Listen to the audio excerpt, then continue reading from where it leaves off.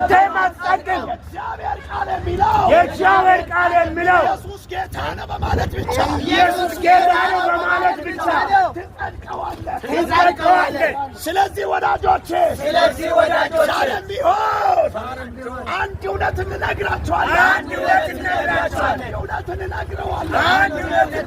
እነ ጳውሎስ የበሰሩት እነ ጴጥሮስ የተናገሩት መዳን በሌላ በማንም የለም ነው።